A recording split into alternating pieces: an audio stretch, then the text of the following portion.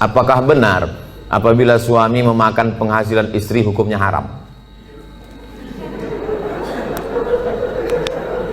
Bapak punya gaji, ibu punya gaji. Ibu punya gaji, bapak punya gaji. Sama-sama punya gaji. Bedanya apa? Dalam gaji bapak ada hak ibu, namanya nafkah. Dalam gaji ibu tak ada hak bapak. Setuju? Kuat mereka. Dalam gaji bapak sama-sama bergaji 5 juta. Bapak 5 juta, ibu 5 juta. Dalam gaji bapak itu ada hak ibu, 5 hak ibu. Pertama makan, kedua pakaian, ketiga tempat tinggal, keempat pendidikan, 5 perhatian. Hak ibu, kewajiban bapak. Tapi ibu bisa bekerja karena izin bapak. Izinnya pun bukan karena keterpaksaan. Bang, aku kerja ya, kalau tidak awas bang. Tidak bisa juga. Oleh sebab itu ibu punya gaji, ibu punya warisan, ibu punya pendapatan, ibu punya kos-kosan, ibu punya mobil, ibu punya sudaku, ibu punya kocan, ibu punya angkot, ibu punya motor. Itu milik ibu. Kalau ibu meninggal 50% untuk bapak. Kalau ada anak 25%. Artinya ibu punya harta. Lalu kemudian ketika ibu mau bersedekah, ibu tidak minta izin ke bapak. Sebetulnya ibu tak perlu minta izin karena itu punya ibu. Tapi ibu sebagai orang yang beretika, bermoral, berakhlakul karimah, ibu ngomong, kulo nuwun, kata orang Jawa, bang, aku mau menyantuni anak yatim di sana. Jadi duit gajiku ini ku pakai. Bapak tinggal ngangguk aja. Gitu. Dan ibu tak boleh bertentang tenteng. Kau mau kemana? Aku mau menyantuni anak yatim di sana. So kau tanya-tanya, ini kan gaji aku. Nah, pertanyaannya, apakah haram bapak memakan hasil gaji ibu itu? Harta bapak berpindah kepada saya sebab apa? Jual beli. Sebab apa? Pinjam meminjam. Sebab apa? Sodakoh. Sebab apa? Infak. Sebab apa? Wakaf. Bisa duit ibu itu berpindah ke bapak, apa sebabnya? Akadnya itu apa? Sodakoh. Sodakoh dia. Udah nggak? Selesai itu udah. Bang, ini gajiku bang, ini duitku bang. Tapi kan aku tengok abang susah kali, ini ku kasih abang sodakoh. Biar jangan apa kali ya bang, ini ambil.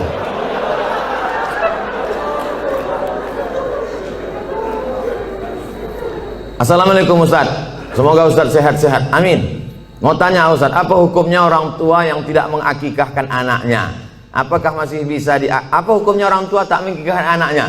Kullu mauludin, setiap anak yang lahir rohinatun, tergadai. Jadi kalau mobil kita tergadai, STNK BPKB kita gadaikan, setelah ada duit kita tebus. Maka anak kita ini tergadai. Bagaimana cara menebusnya? Tulbahu anhu yawma sabi'ihi. Sembelihkan kambing hari ke-7. Yuhlaku, cukurkan rambutnya. Wa yusama, kasih nama. Nama yang baik-baik. Siapa nama anak kau? Alan Nuari. Kenapa itu kau kasih? Lahir di jalan bulan Januari.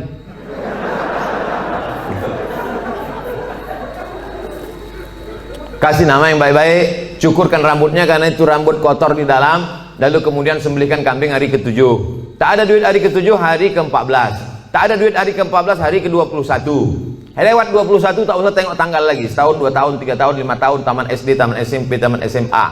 Tapi kalau dia udah semester 2, hanya potong kambing aja. Tak usah potong rambut lagi. Tak pula diayun pakai marhaban.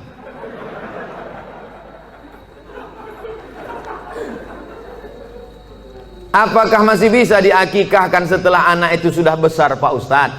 Jangankan anak itu, bapak ibu balik ke rumah nanti tanya emak sama ayah, ada tak diakikahkan? Kalau tak ada diakikahkannya, besok pagi beli kambing, boleh akikah.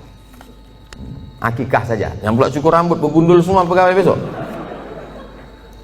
Saya tulis dalam buku saya 37 masalah populer, di situ ada pembahasan akikah setelah dewasa. Tapi yang hamil sekarang punya anak, nanti hari ke-7 potongkan, bagus. Bolehkah zakat harta dan sedekah diberikan kepada adik kandung yang beda ibu status adik saya? Tidak boleh memberikan zakat kepada orang yang wajib dinafkahi.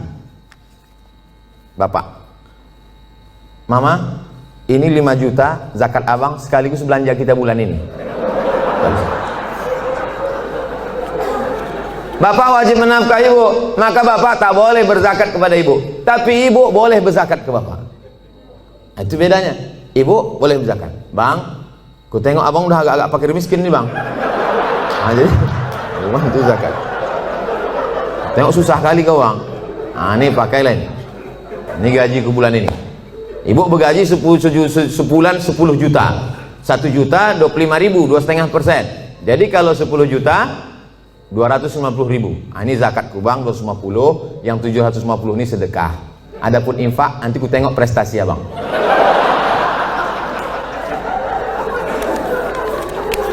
Nah, kaedahnya tak boleh berzakat pada orang yang wajib kita nafkahi. Tak boleh berzakat kepada anak, karena anak itu wajib kita nafkahi. Nah sekarang adik, apakah adik itu wajib kita nafkahi? Tidak. Yang wajib dinafkahi itu siapa? Istri, anak, cucu, mertua, orang tua, yang hubungan langsung. Itu yang wajib kita nafkahi. Orang yang tak wajib kita nafkahi boleh kita kasih zakat.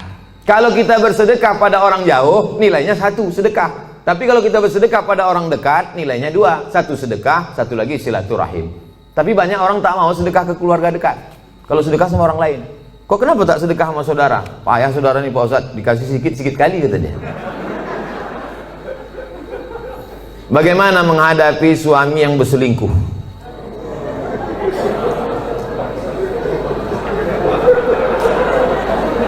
Udahlah dikasih zakat, berselingkuh pula. Ilaha illallah. Parah kali orang Medan ya. Ibu punya wali 6 orang. Jadi bukan ibu memanggil bapak itu dengan membawa centong sini bang, bukan gitu. Ibu punya wali 6 orang. Pertama ayah, yang kedua atuk opung, yang kedua abang ayah, yang ketiga adik ayah, yang keempat abang. Yang pertama ayah, yang kedua datuk opung, yang ketiga abang, yang keempat adik laki-laki, yang kelima abang ayah, yang keenam adik ayah. 6 wali ibu itulah yang menyelesaikan ini. Maka dipanggilnya lah, setan sini kau sebentar. Orang berselingkuh itu mesti gitu manggilnya. Tak pula kita panggil kepada menantu kami silakan datang. Mana ya tengkuk dia. Kalau ada yang polisi, tentara situ, cabutkan pistol, letakkan di atas meja itu, pang, letakkan, biar tahu. Walaupun tak ada pelornya. Ku dengar kau udah selingkuh. Kemarin tertangkap screenshot SMS. Ini dia kan, ini foto perempuan kan. Kau jangan macam-macam. Kau berhenti selingkuh. Kalau kau tak berhenti, jadi kasih dia mop, di mop dia sedikit. Habis itu berhenti. Iya pak, aku stop nih. Ada berhenti dia. Tinggal lagi ibu. Mau ibu menerima barang second nih?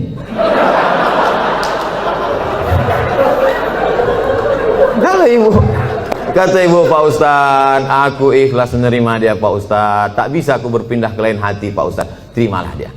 Tapi jangan sampai mulut ibu berkata bisa, tapi hati ibu tidak. Itu bahaya. Lain di mulut, lain di hati. Ada lagunya itu. Kalau ibu berkata bisa, katakanlah bisa. Tapi kalau katakan tidak, katakan tidak. Karena banyak perempuan berkata mulutnya bisa, tapi pas begitu jalan bersama terbayang dia selingkuhan siapa sih. Itu menjadi masalah. Hidup ini singkat bu. Hidup ini singkat. Jangan sampai gara-gara ini terpengaruh kepada sholat ibu, ibadah ibu, kerja ibu. Oleh sebab itu pikirkan baik-baik. Kalau bisa, bisa. Ambil waktu agak seminggu, 2 minggu, 3 kali Jumat, aku berpikir dulu. Gimana? Selesai? Apa pendapat pandangan Ustadz terhadap pandemik COVID-19 yang sekarang terjadi dan bagaimana menyikapinya? Itulah yang kuceramahkan sejam tadi.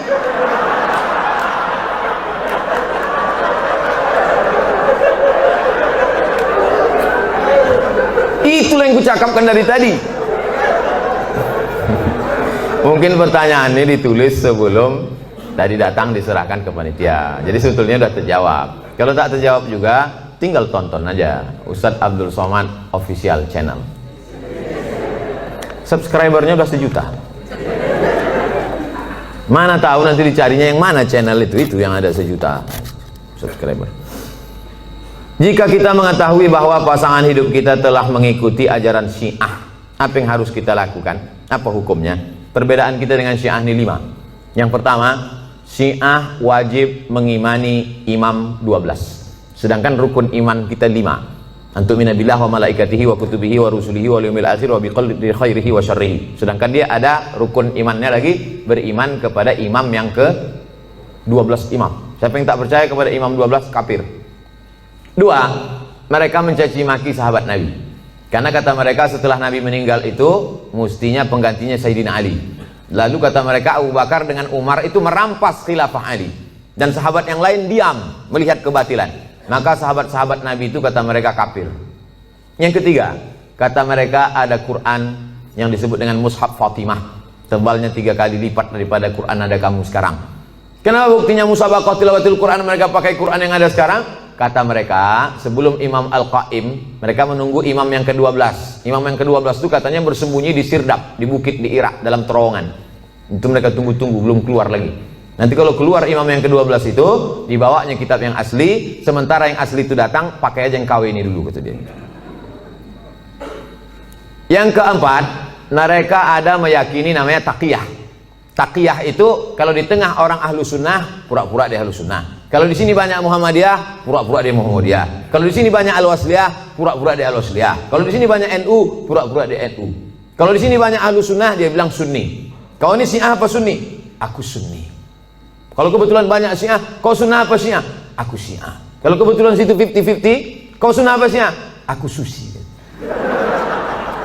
Susi, sunnah Syiah. Yang kelima, mereka ini menghalalkan nikah mut'ah. Nikah mut'ah itu bagian dari akidah, keyakinan. Mut'ah itu artinya enak, mut'ah itu artinya nikmat. Nikah mut'ah itu nikah kontrak. Jadi boleh nikah kontrak. Aku nikah mut'ah sama engkau dari jam 5 pagi sampai jam 5 sore dengan mahar 50.000 tunai, sah. Dalam Islam tak boleh nikah mut'ah. Oleh sebab itu inilah perbedaan, 5 perbedaan menurut Syekh Ali Jum'ah, ulama besar. Kita berpegang teguh dengan ahlus sunnah wal jamaah. Kalau ada suami ibu atau istri bapak yang ikut golongan ini, ajak dia balik, bawa dia ke ketua MUI, bawa dia ke dokter Ardiansah Sekum MUI, supaya diceramahi dia, dibalikkan kepada ahlus sunnah wal jamaah. Karena tak mungkin bisa bersama. Antara NU Muhammadiyah masih bisa, antara Al-Wasliyah dengan Muhammadiyah masih bisa, karena masih sama ahlus sunnah wal jamaah.